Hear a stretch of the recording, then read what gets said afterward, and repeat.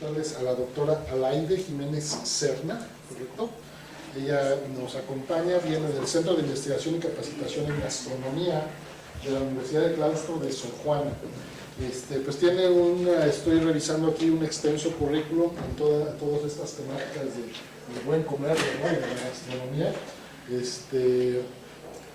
Ella, por ejemplo, es miembro de la Sociedad Mexicana de Biotecnología y Bioingeniería. Tiene experiencia en investigación por el Programa Institucional de Formación de Investigadores, PIFI, del Instituto Politécnico Nacional. Ha recibido importantes distinciones académicas como el premio Minoru Shirota a la mejor tesis de investigación en probióticos en el 2006, otorgada en el marco del cuarto Simposio Internacional de Probióticos por su proyecto que desarrolló, que se llamó Efecto del consumo simultáneo de fármacos en el Lactobacillus casei Shirota en el Yakult, ¿verdad? Sí. Tiene una serie de publicaciones internacionales, también nacionales, como en la Gaceta del Politécnico, en revistas como Current Microbiology,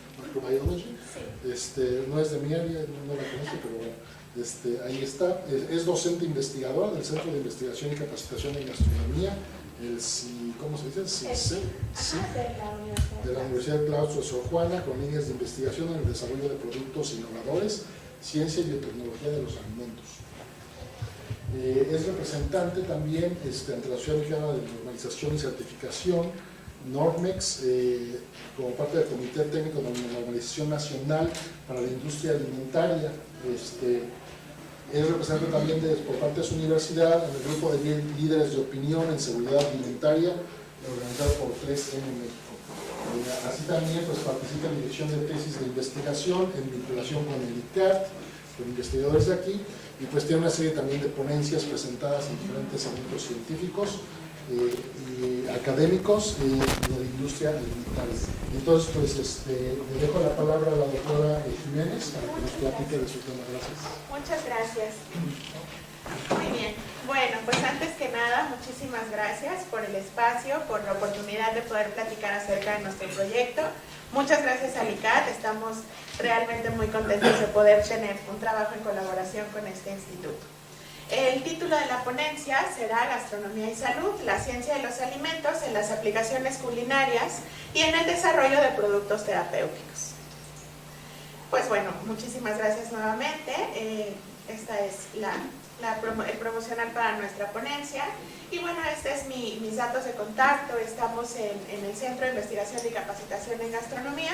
Es un centro de investigación de reciente apertura, digamos, surgió en noviembre del 2016. Y el Centro de Investigación tenemos como eje trabajar con las 4 áreas optativas que tiene la licenciatura en Gastronomía en la Universidad del Claustro de Sor Juana.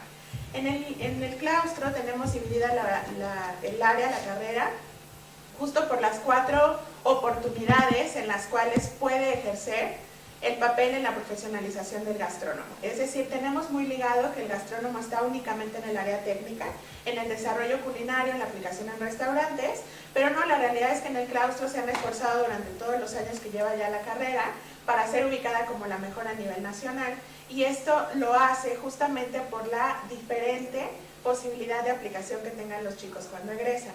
Una de las áreas es administración, para el diseño, para, digamos, las propuestas culinarias de aperturas de restaurante o algunas otras implicaciones de control administrativo. Tiene también el área técnica, que es justo lo que ubicamos como el chef, el que está en preparación culinaria en restaurante.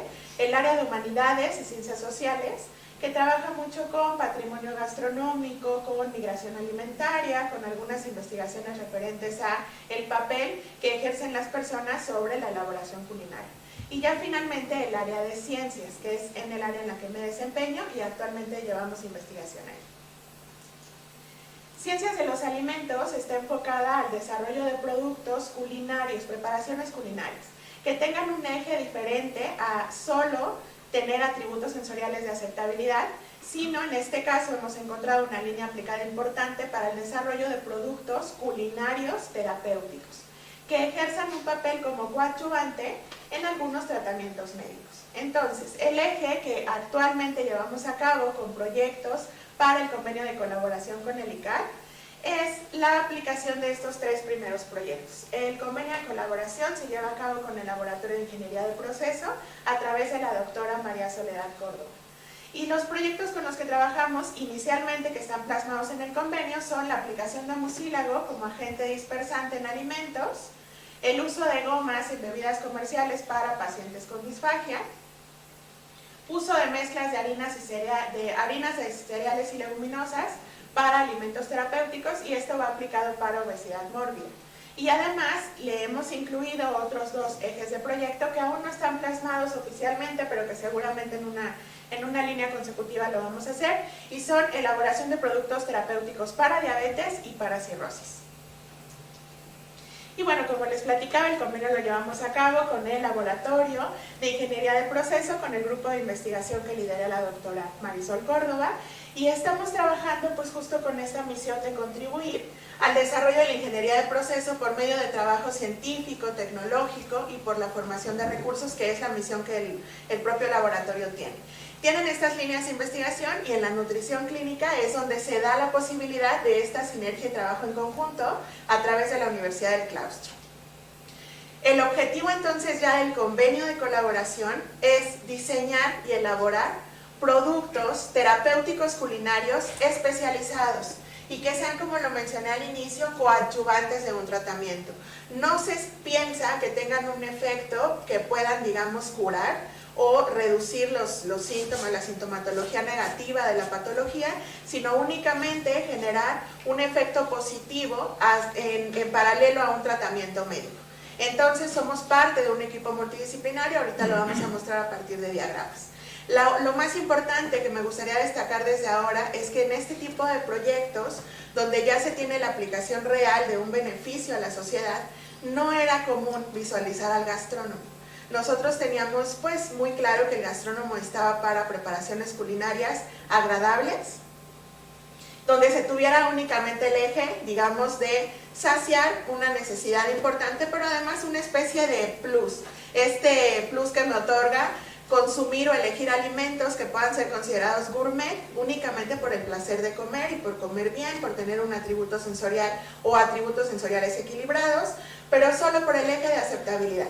Y la realidad es que hoy por hoy nos damos cuenta que el gastrónomo puede tener un papel muy importante en estos equipos multidisciplinarios que se enfocan en dar un efecto positivo como coadyuvante a tratamientos médicos. Entonces, las patologías con las que ahorita estamos trabajando, ya se los había mencionado: obesidad mórbida, cirrosis, diabetes y disfagia.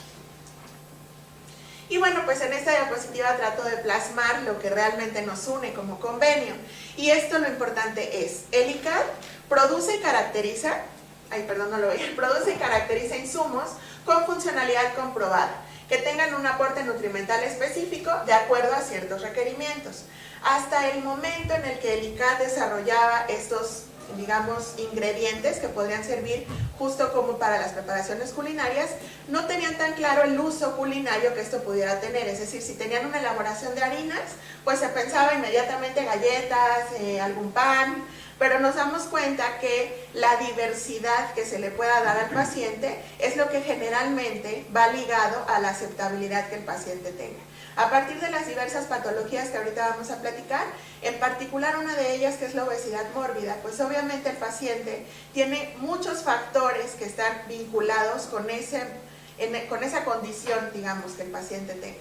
Entonces, en este tipo de factores que se deben tomar en cuenta, está también que si el paciente está más contento con lo que va a consumir, es mucho más factible que pueda continuar con el consumo y que entonces le pueda ejercer un efecto positivo.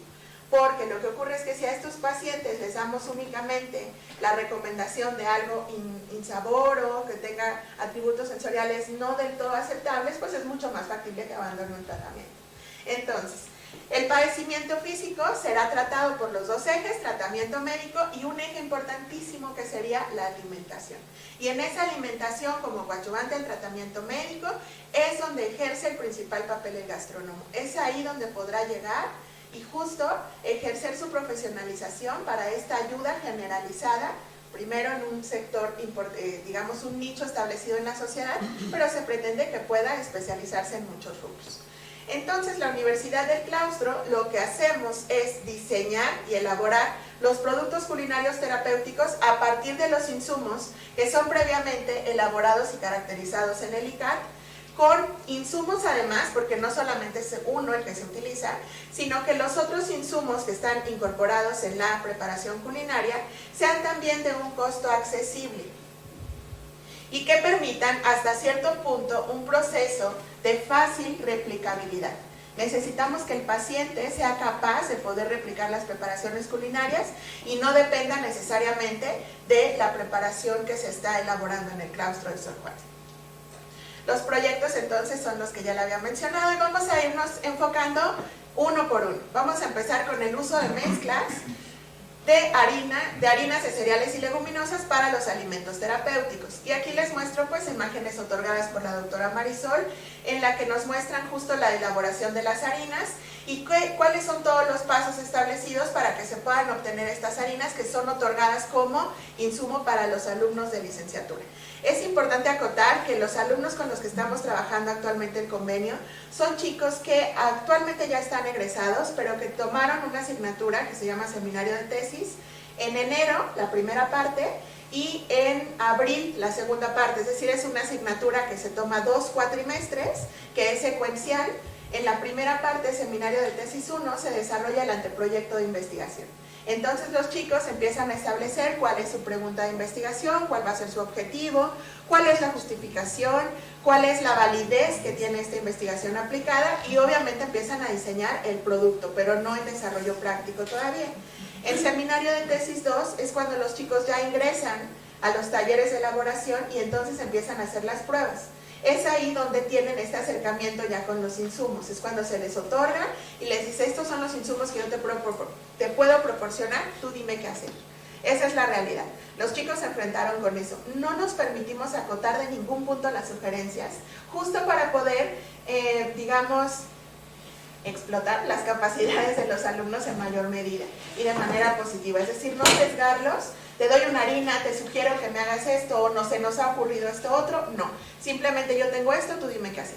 Las características que yo requiero es que sea un producto el que se te ocurra.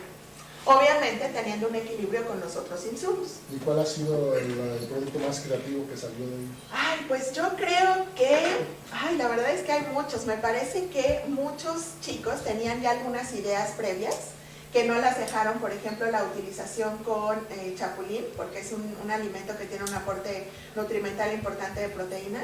Entonces, los alumnos que ya traían esa idea previa lograron tener sinergia con los insumos que se tuvieron. Entonces, realmente uno de ellos es un enriquecedor para alimentos y otro de ellos es una natilla como especie de postre para los pacientes con obesidad mórbida.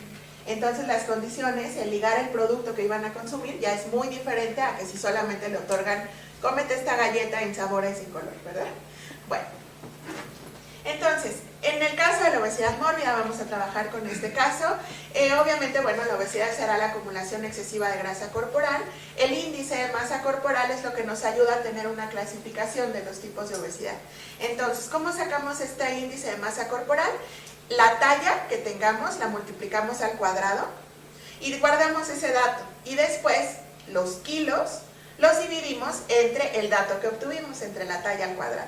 Entonces, de esta manera obtenemos un índice indicativo y nos da ciertos rangos. Si nosotros estamos en 18.5 a 24.9, estamos en un índice de masa corporal normal.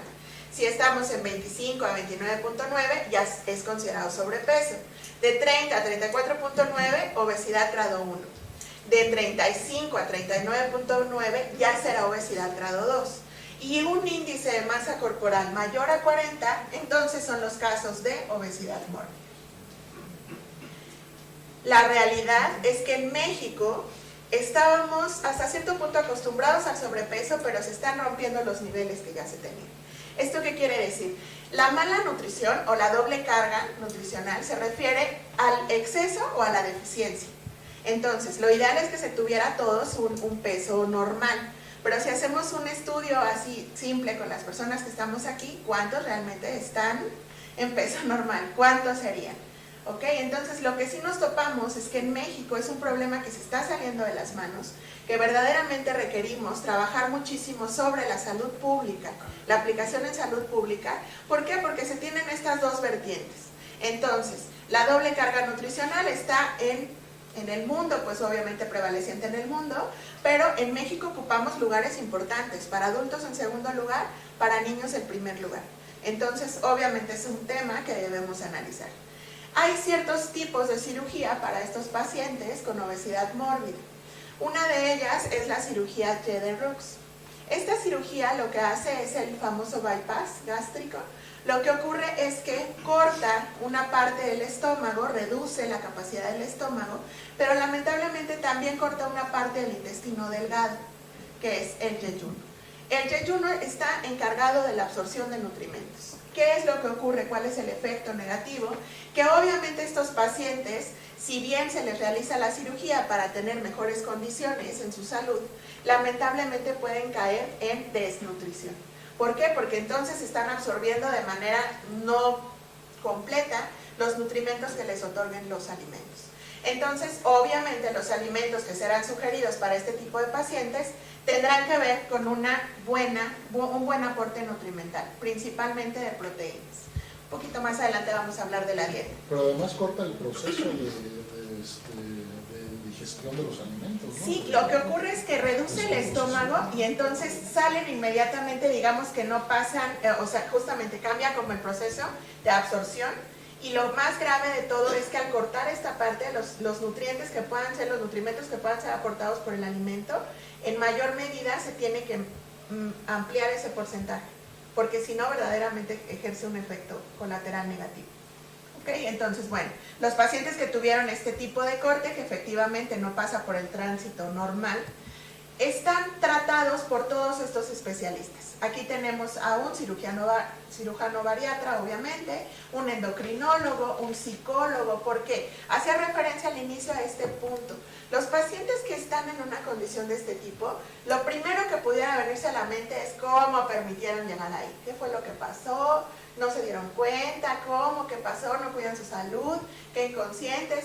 Pero no, la realidad es que nos damos cuenta que muchos de estos pacientes tienen situaciones emocionales bastante graves, ¿ok? Situaciones contenidas, muchos tienen relación con abuso sexual infantil, por ejemplo, se ha reportado esto en mayor incidencia, y entonces estas personas sí efectivamente estaban en los alimentos encontrando una especie de escape para no ser visualizados como atractivos a otras personas. Este puede ser uno de las razones. Obviamente hay otras muchas más que tengan que ver con situaciones físicas, tales como problemas, no sé, hormonales, condiciones derivadas de otras patologías.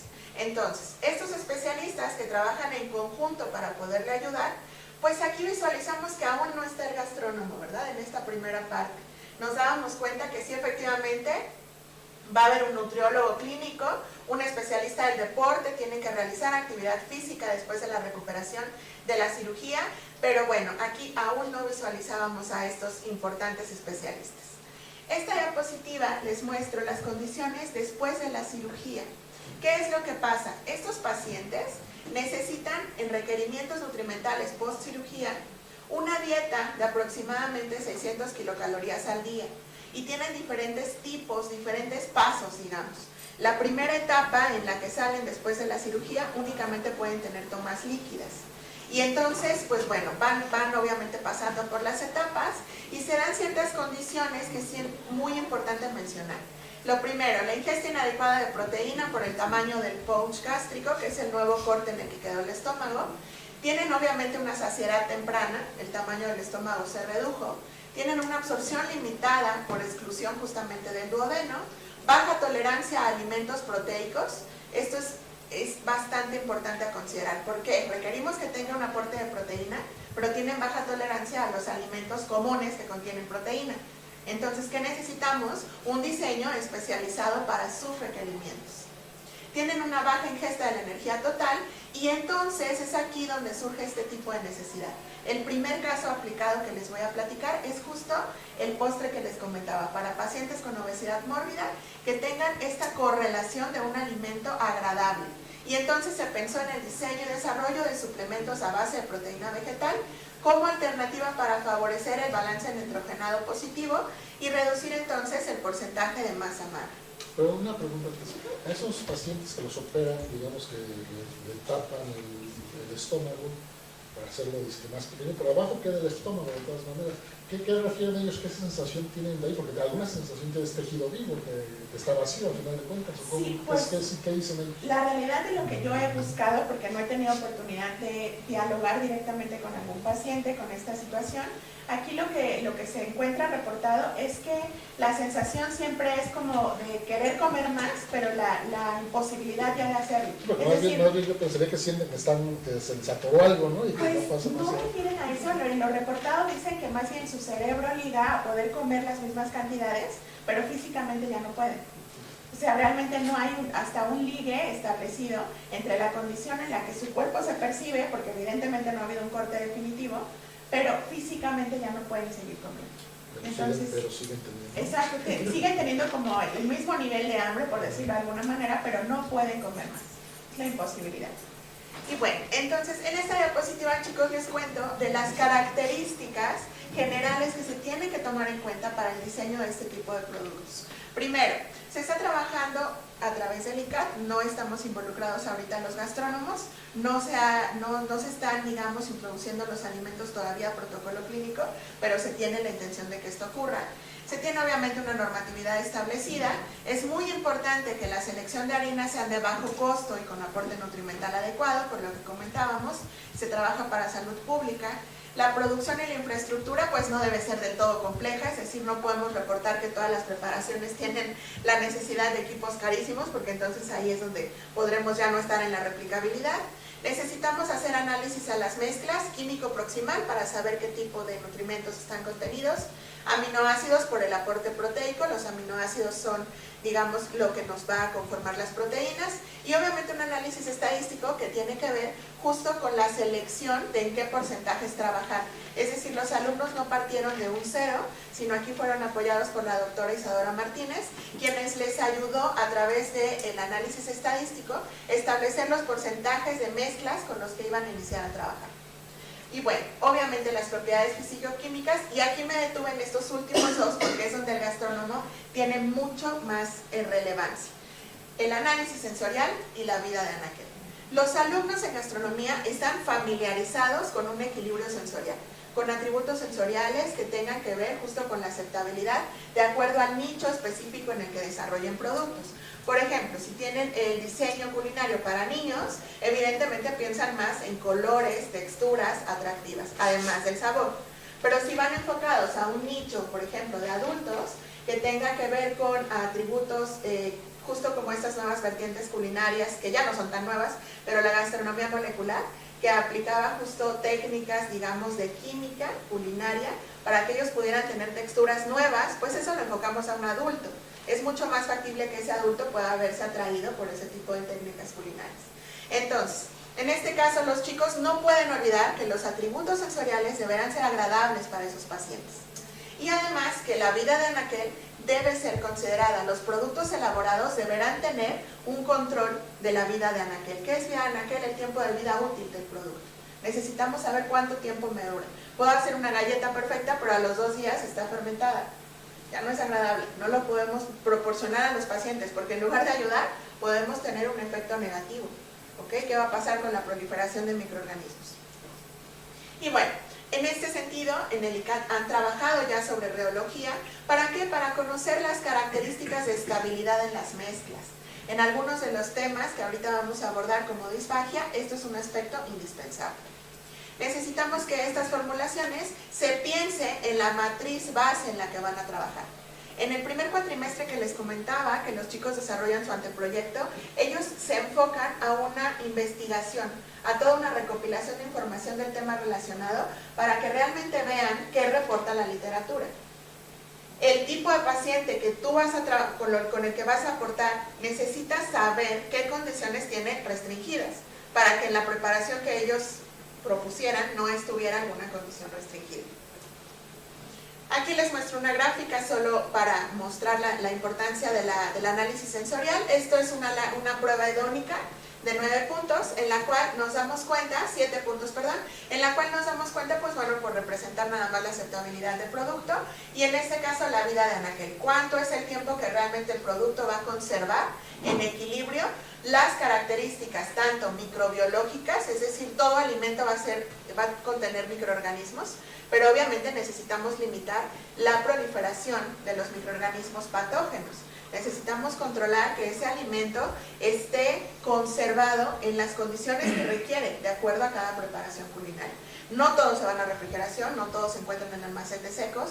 Obviamente eso depende de la sinergia que tienen los insumos que están en la preparación total. Pero cuando uno dice, bueno, y es que le echan muchos conservadores a toda la comida chatarra, sí. ¿Qué son en realidad los conservadores? Pues en realidad los conservadores son aditivos químicos incorporados, pero generalmente más en la industria alimentaria.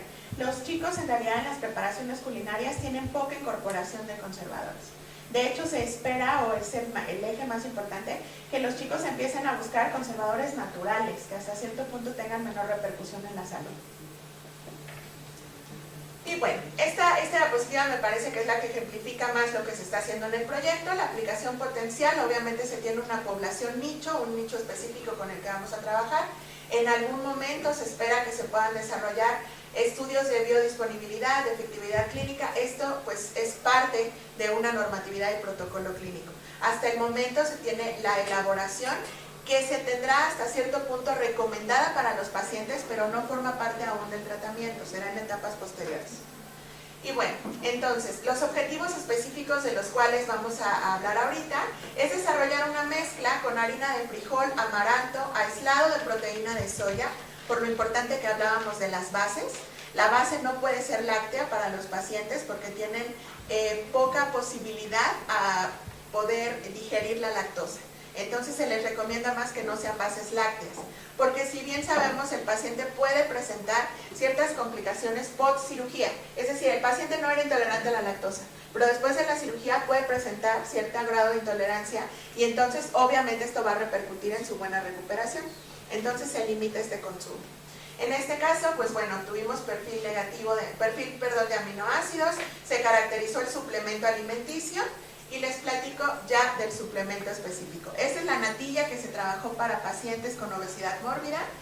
Estos están los insumos. Aquí edulcorante, se trabajó con agave en polvo, justamente para poder tener un índice glicémico menor. Y se le realizaron ciertas pruebas de control. Evaluar la viscosidad, esto se realizó aquí en el reómetro en el ICAT.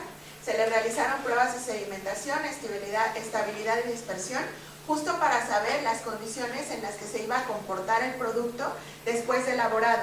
Es decir, el suplemento alimenticio como tal está en polvo. Entonces se le indica al paciente cómo es que lo pueden reconstituir. Si ya reconstituido no se le hacían estas pruebas para saber sedimentación o estabilidad, no sabemos realmente qué va a recibir el paciente, en qué condiciones lo va a poder manejar. Entonces es importante conocer este tipo de pruebas. El análisis sensorial, obviamente referido a la aceptabilidad. Análisis químico proximal, porque es muy importante saber aquí si realmente el aporte proteico es el recomendado o el que requerimos. Y ya finalmente la estandarización en la elaboración del suplemento alimenticio. Para los chicos esto es algo con lo que no estaban del todo familiarizados. Los chicos tienen preparaciones y estaban hasta cierto punto acostumbrados a cambiar más de una cosa a la vez. Es decir, hay como que le sobra sal y necesito incorporarle más agua y también le incorporo más caldo y entonces lo hago. Le pongo un fondo y ya lo resuelvo, ¿no? Y aquí lo que nos dábamos cuenta es no me puedes cambiar toda la vez. Vamos a familiarizarnos con un desarrollo técnico de elaboración de producto. Si tú me cambias es una cosa y evaluamos las condiciones. Y después cambiamos otra, de tal manera de que podamos tener un control específico. Me parece que es de los aspectos con los que los chicos gastrónomos lidiaron un poquito más de dificultad. Pero obviamente ahora ya están muy familiarizados con que tienen que analizar variables de cambio en un proceso. Este trabajo, el desarrollo de esta natilla, digamos, no le pusimos natilla porque es un producto tipo natilla. No sabemos si cumple exactamente las especificaciones de natilla comercial. Lo que sí sabemos es que es un suplemento alimenticio que pueden trabajar los pacientes con obesidad mórbida. Ha sido enviado para presentar en el Latin Food y ha sido aceptado como ponencia oral, lo cual pues bueno nos ayudó muchísimo, y tenemos pues este es el abstract que se envió.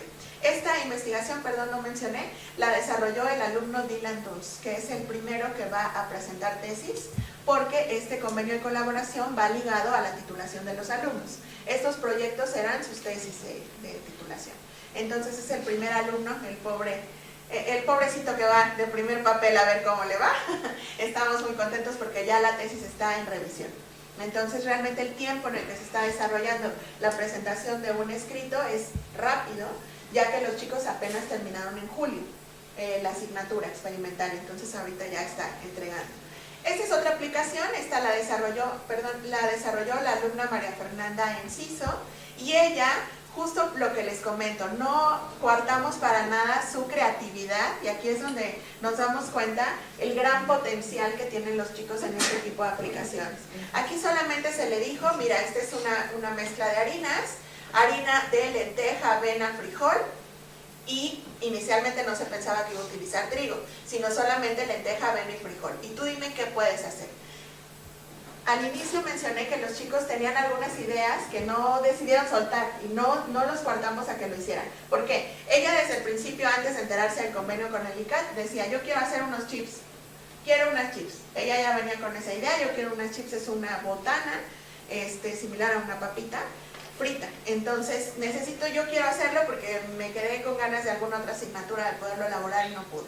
Entonces, perfecto, la alumna trabajó inicialmente con esta mezcla para tratar de obtener la botana, el chip, y la verdad es que no salió, no se podía. Entonces nos dimos cuenta que sí se requería la proteína de trigo, y entonces lo que teníamos que trabajar era con mezclas para poder establecer la formulación adecuada. Y entonces los porcentajes que probó son 100% harina de trigo, obviamente es el snack chip original, 25% de la mezcla de harinas, 35% y 45%. Y entonces el chip que quedó en mejor formulación fue el chip al 35% de esta mezcla de harinas combinada con mezcla de harina de trigo. Y además decidió incorporarle espinaca. ¿Por qué? Para que obviamente el aporte de nutrimentos fuera más alto. Entonces, pues bueno, este es el producto. Aquí lamentablemente la foto no es tan favorecedora, pero están bastante ricas. ¿Cómo le dan el sabor a queso?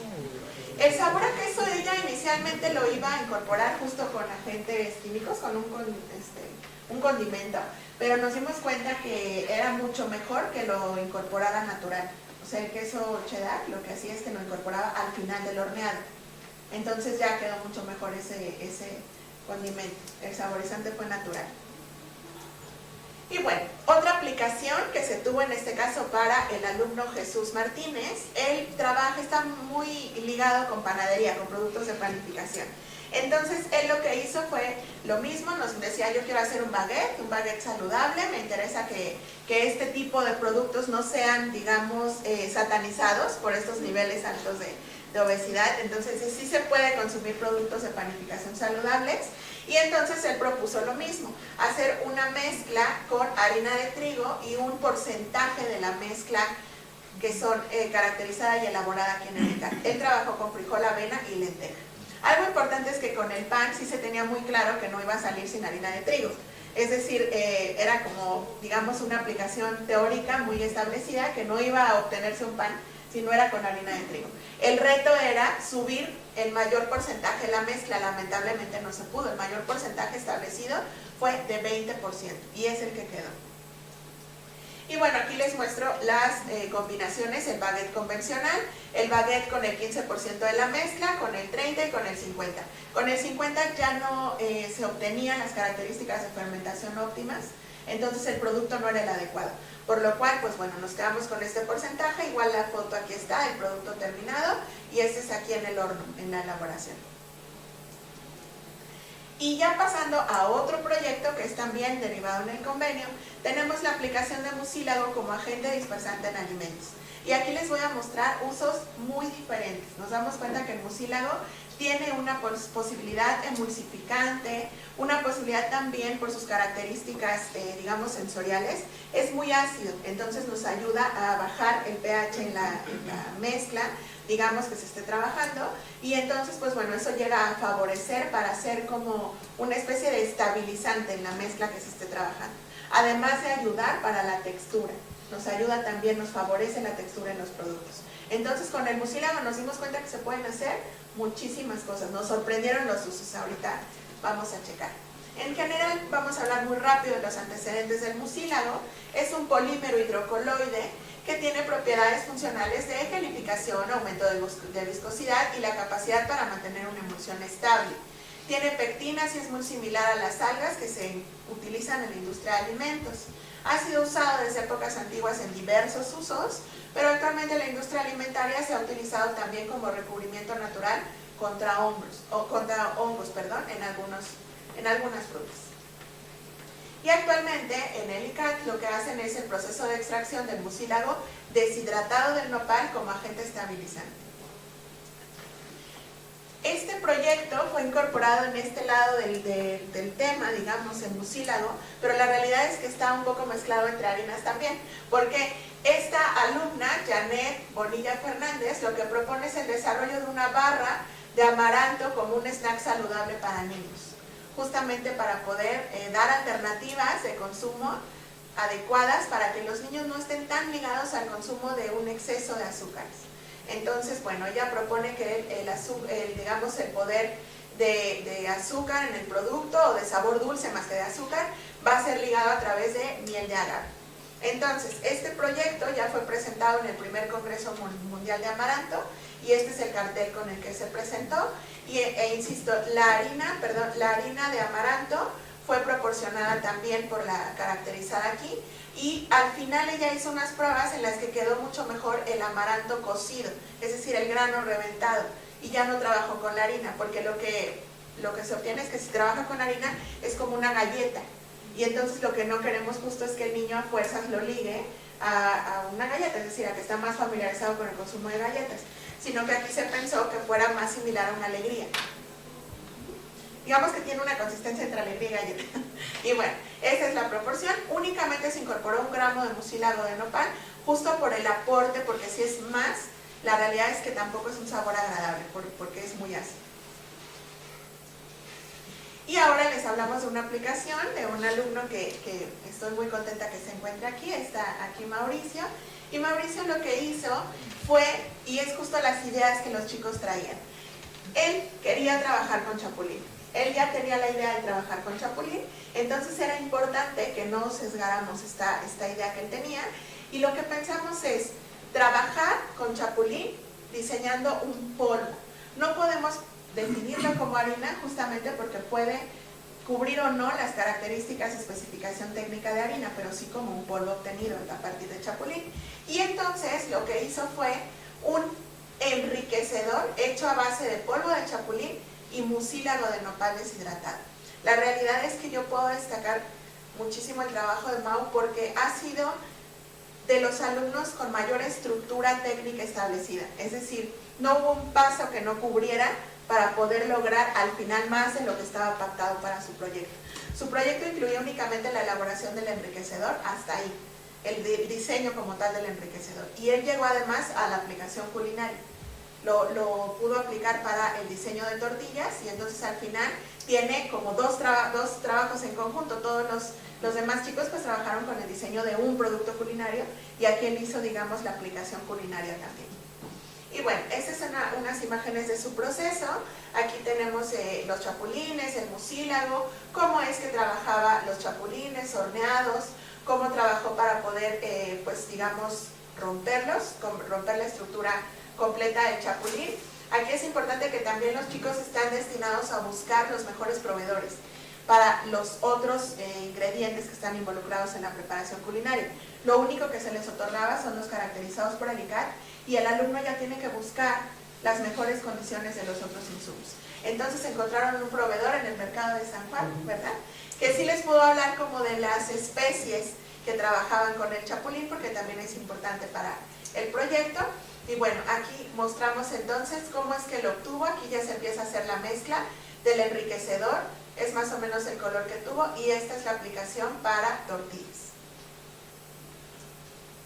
Aquí es muy importante que las masas de maíz y harina fueron entonces enriquecidas con este polvo que él obtuvo, con esta mezcla obtenida.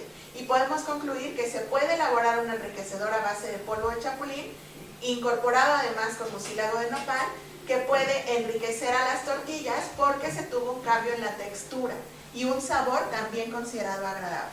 Entonces el producto es factible que se pueda utilizar en una aplicación culinaria. Ahora les platico de la aplicación elaborada por Romina Cachaldora. Ella es una persona vegana. Ella estaba pensando justo en alternativas de consumo más sesgadas y ella decía, la realidad es que yo no encuentro nada que me guste en repostería. Quiero trabajar al respecto. Ella propuso trabajar con harina de garbanzo, se incorporó también mucílago y aquí es uno de los usos que les digo de mejorar textura. Esta fue la finalidad de incorporación del mucílago en su aplicación. Y bueno, estamos todavía trabajando en las condiciones de vida anaquel de este producto. La realidad es uno de los que mayor reto nos representó porque el muffin, digamos, obtenido no era estable. Es decir, es muy agradable al consumo, pero pasadas unas cuantas horas, pues me parece que siguen fermentando. Entonces aquí lo que ocurre es que el garbanzo, pues bueno, da de por sí un sabor, una connotación un tanto amarga y mucho más en el aftertaste. Entonces lo que ocurre es que ya he probado unas cuantas horitas después de la elaboración, ya no está muy agradable ese muffin. Vamos a checar qué podemos trabajar al respecto. Es uno de los productos que mayor reto ha representado. Y bueno, en otro congreso, en el Simposio Internacional de Ciencia y Tecnología de Alimentos, se ha presentado otro uso para el mucílago y en esta ocasión fue como estabilizante en helados. Y justo esto, los estabilizantes comerciales actualmente son muy caros y se venden en cantidades muy grandes. Entonces los chicos, pues bueno, no es tan accesible comprar 5 kilos de estabilizantes y lo van a utilizar para pocas preparaciones, a menos que ya tengan negocios, ¿no?, de elaboración de helado. Entonces, pues la alumna tenía muy clara esta idea, ella tiene ya un concepto de desarrollo de negocio para ahorita en cuanto ya egrese y quiere vender helados, tiene una idea como de helados, digamos, innovadores por las mezclas, los sabores, las texturas, y bueno, ella necesitaba resolver esto del estabilizante, es muy caro y no conviene. Entonces, se sugiere el uso de mucílago como estabilizante. Aquí me adelanto un poquito a las conclusiones, pero decimos que sí es factible incorporarlo, al menos en los dos helados probados, maracuyá y cerveza. La primera preparación es el helado de cerveza, se trabajó con cerveza negra modelo, leche entera, crema para batir, azúcar, yema de huevo y mucílago. Y esta es la imagen del helado de cerveza con estabilizante. La realidad es que está muy rico. La primera proporción, la primera helado elaborado, la realidad es que el porcentaje de cerveza era muy alto. Entonces el alcohol no ayudaba justamente, no permite, digamos, que se obtenga el helado. Entonces ella tuvo que hacer ciertas preparaciones como digamos, evaporar el alcohol en un cierto porcentaje para que sí otorgue el sabor, pero que sí permita que se obtenga el helado como tal. Entonces, bueno, esos son algunos. Y esta es la turbinadora. En el claustro se tiene un equipo de elaboración de helados que es la turbinadora. No es tan común, la realidad es que se trabaja un poco más como hacia sector, ¿cómo decirlo?, los comisariatos, que es un tipo de industria pequeña de alimentos que lo que hace es la estandarización de platillos. Por decir algo, el comisariato de Liverpool tiene la preparación para todos sus restaurantes de toda la República Mexicana, tiene estandarizada la elaboración de cervezas, de helados y de panes. Entonces todo eso se elabora en la Ciudad de México y ya se transporta el producto a los diferentes estados de la República. El comisariato es como una parte intermedia entre restaurante grande, de una producción grande, digamos, y una industria de alimentos pequeña, o sea, está justo intermedio. Y bueno, entonces aquí es donde se llegan a manejar las turbinadoras, pero en una aplicación industrial es un poco menos común. Y el otro helado, obtenido es de maracuyá. Aquí lo importante es que es pulpa natural de maracuyá. Y entonces, ¿qué tipo de pruebas se realizaron? Por hablarles a algunos ejemplos.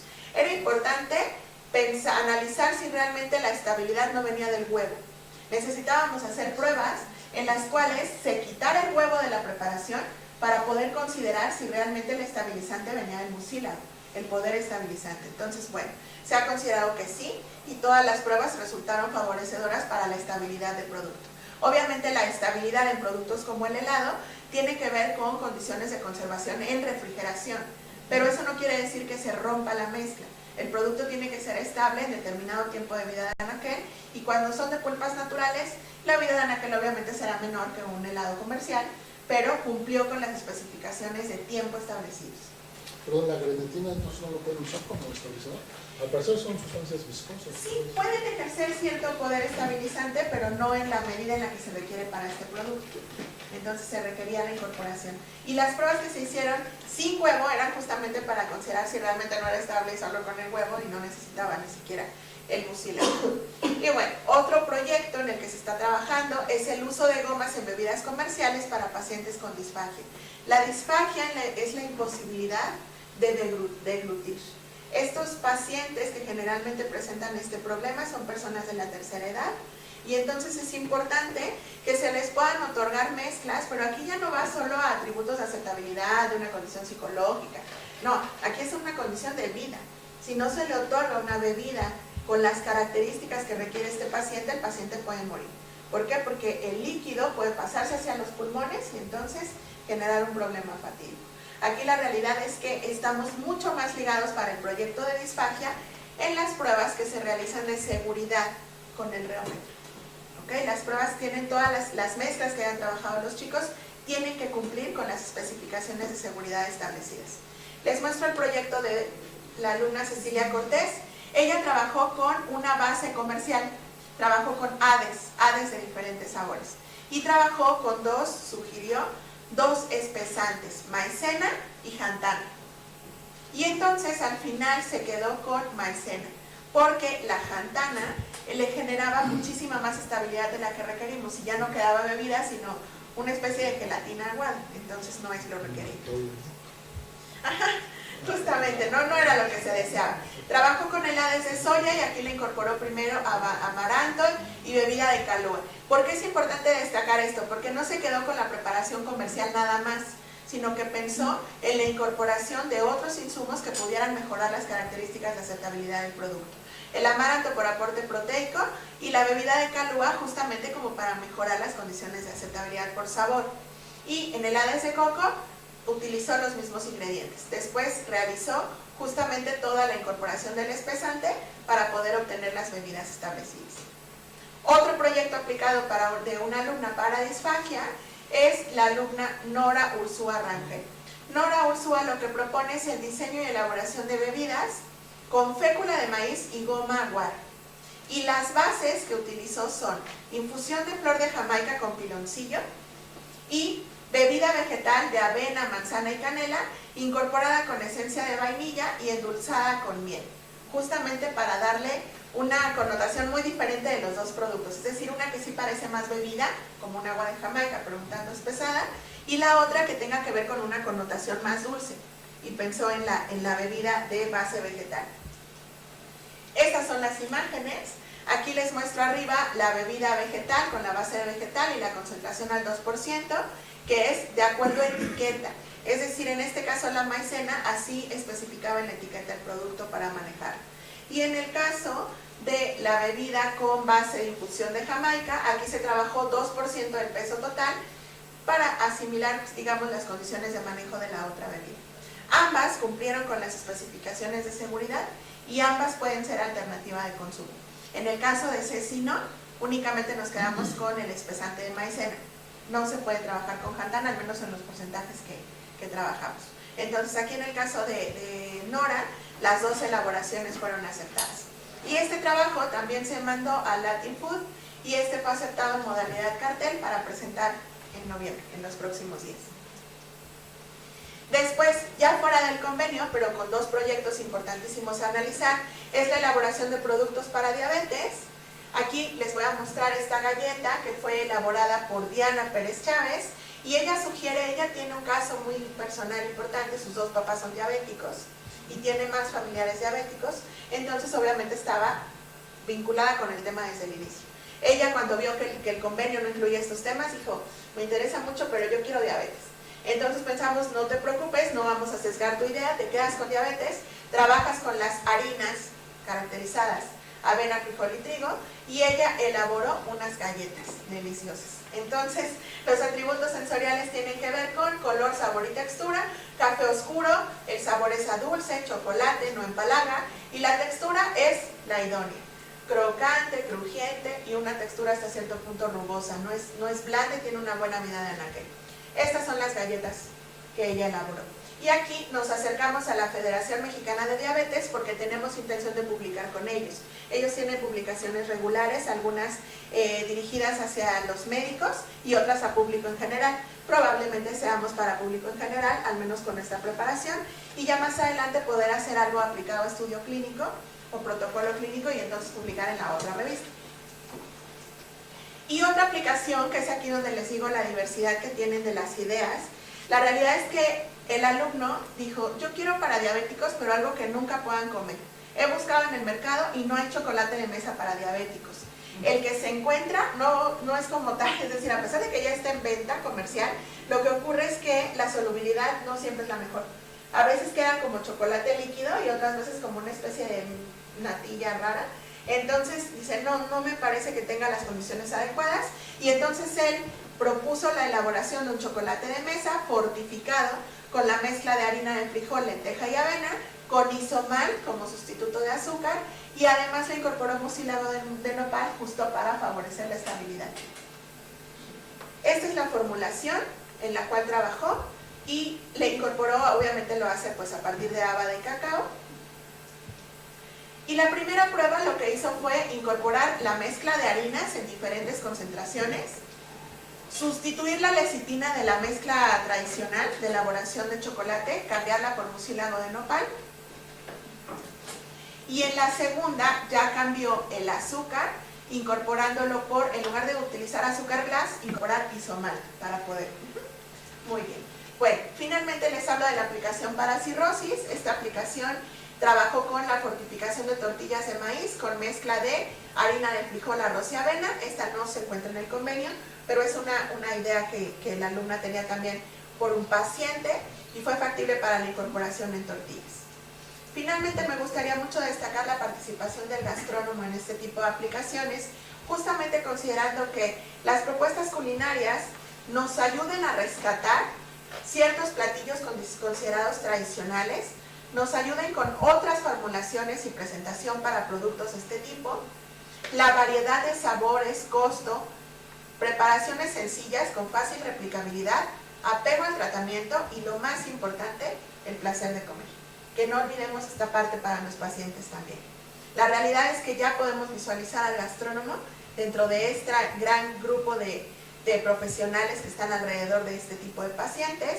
Agradezco obviamente al ICAT, a la UNAM por la infraestructura, por el seguimiento puntual que ha dado la doctora María Soledad Córdoba. La realidad es que sin ella no visualizábamos estar en congresos de ciencia y tecnología de alimentos. No es algo que el claustro hubiera realizado antes, entonces estamos realmente muy agradecidos. Muchísimas gracias a la doctora Isadora Martínez por todo su apoyo en la gestión y evaluación sensorial de los productos. Obviamente a los alumnos del claustro, que sin ellos estas preparaciones no podrían ser llevadas a cabo. Y al Centro de Investigación y Capacitación en Gastronomía, departamento al que pertenezco, muchísimas gracias. Les muestro al final solo algunas fotografías del equipo. No tuve foto de todos los alumnos, en algún momento será. Y la diapositiva anterior son alguna publicación que ya ha tenido el grupo de Ingeniería del Proceso, en el cual nos gustaría muchísimo en algún momento ya participar. Esta es la alumna Janet presentando en el Congreso de Amaranto. Finalmente, muchísimas gracias.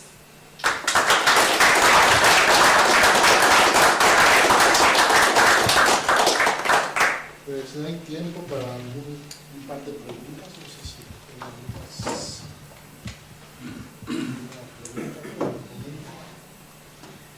O ya tienen más hambre. Ya quieren las empanadas. Sí, ya pues levantaste la pregunta. ¿No hay nada que preguntar? A ver.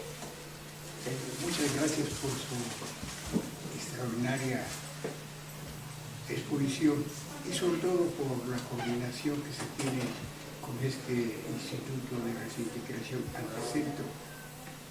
Aquí vemos la importancia de lo que su nombre dice, aplicación de la ciencia, desarrollándola a través de la tecnología. Y llegué un poco tarde, no lo acostumbro, pero por motivos de transporte. Me llamó mucho la atención que el mucílago lo utilizan muchísimo en gastronomía. Y yo me quedo con la duda, espero no salirme del tema, ¿cómo se obtiene el mucílago? Ahí veía yo que de nopal deshidratado, pero no puede ser de nopal hervido, cocido, etc. Sí. ¿Eso también podría ser mucílago? Sí, de hecho sí, el mucílago como tal es, digamos, la babita que obtenemos del nopal cuando lo cocemos. Aquí lo difícil es que en aplicaciones culinarias previas, cuando no se tenía todavía la aplicación del que aquí se caracteriza, es muy difícil el manejo. Entonces, para preparación culinaria no era tan factible trabajar con el mucílago obtenido ordinariamente. Entonces, eso es lo bueno de trabajar con un proceso estandarizado, porque como ellos ya lo otorgan en polvo, ya está deshidratado en polvo, es mucho más fácil la incorporación en la aplicación culinaria. La realidad es que se dio mayor diversificación justo por la estandarización que se tiene previa. Los chicos sí lo tienen contemplado para las aplicaciones, pero pues se quejan justo de la obtención, que es muy complicada. Entonces, de por sí la propia consistencia del mucílago sin deshidratar, lo que ocurre es que muchas veces para el manejo con altas temperaturas, pues también puede tener como un deterioro en las características de textura y no proporcionar estabilidad, sino más bien hacer un poco más difícil la preparación. Entonces, a pesar de que los chicos saben que puede funcionar, no era tan común, es decir, era muy arriesgado el que decía que iba a trabajar solo con aplicación culinaria porque no era tan factible. Y ahora que nos lo proporcionan en polvo, obviamente ahí entonces es donde surge la diversidad de pensamiento, ¿no? Y decir, se puede aplicar en esto y en esto. Las aplicaciones que se sugirieron, la realidad es que todas son propuestas de los alumnos, todas. En ninguna se les dijo, puedes hacerlo en esto. No, mira, ese es el mucílago, pruébalo. Si se les pruébalo, la primera vez tienes que saber, uy, es muy ácido, muy amargo. Sí, no es agradable. Ayúdame a ocuparlo, porque te sirve para estabilizante, te sirve para emulsificar, no se me ocurre en qué. Y entonces los alumnos son los que pensaron en las aplicaciones. Y en todas salieron muy diversas. Ahora, sí hay que aclarar que no todas fueron de idea inicial. Por ejemplo, las barritas, cuando no tenían la consistencia que se deseaba, ahí se pensó en la incorporación, pero en un segundo plano. Y sí, ya sugerido. Digamos al alumno, oye, no, la barrita no es ni galleta, no es ni alegría, entonces necesitamos hacer algo con ella para que sea estable, porque al momento de romperla se partía en 80 partecitas, entonces no es lo que se desea, y ya se le sugirió en segundo plano la incorporación. Pero todos los demás, la realidad es que sí tuvieron de primer idea trabajar con esta. Muchas gracias. Gracias. Sí. Hola, yo tengo una pregunta más de orden como general.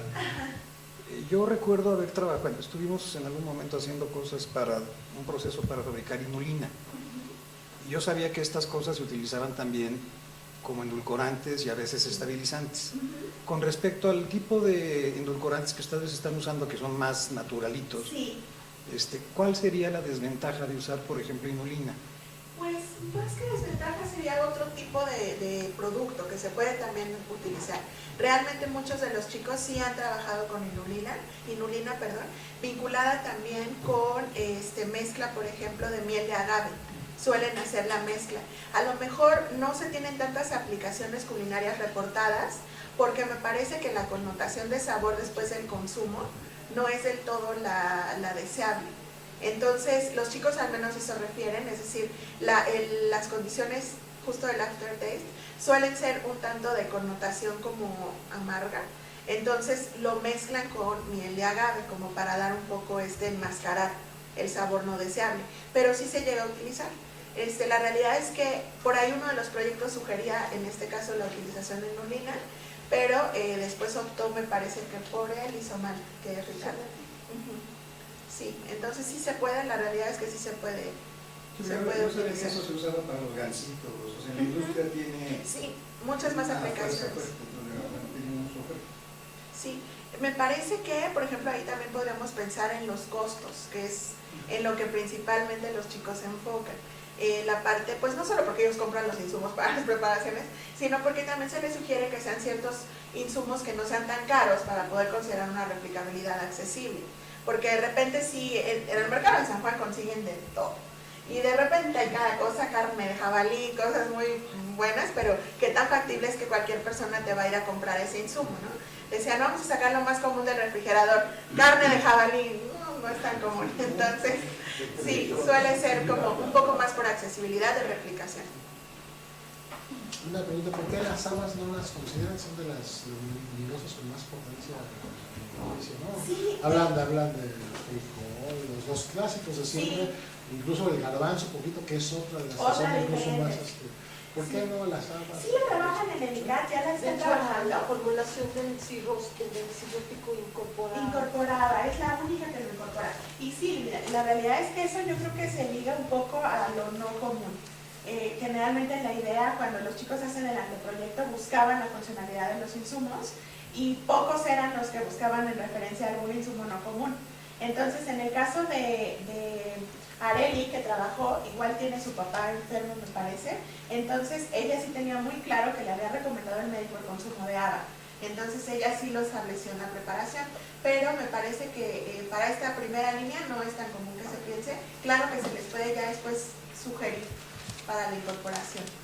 Sería lógico, ¿no? Claro, sí, por su aporte Yo nutrimental. hablo frijol, maíz, pues ya chole. Sí, claro, y avena por todos lados. Y bueno, habiendo tantas cactáceas en México, ¿por qué fuerzas con el nopal no hay otro que produzca un poco también esta sustancia, quizás de mejor De calidad? estabilidad. La realidad es que el laboratorio ya trabajaba con el mucilado de nopal y por eso se pensó en Pero hay muchas incorporación. otras que también lo producen, Sí. y quizás con características diferentes, mejores. Claro, que pudieran probarse, pero la realidad es que partimos de los insumos que ya tenía caracterizados el ICAT para poder no retrasar la aplicación y ya se tuvieran como aquí están de lo proporcionado. De hecho, la obtención no es nada sencilla y el tiempo que les lleva. Ya hay otro. Pero muy bien, pues agradecemos, muy interesante.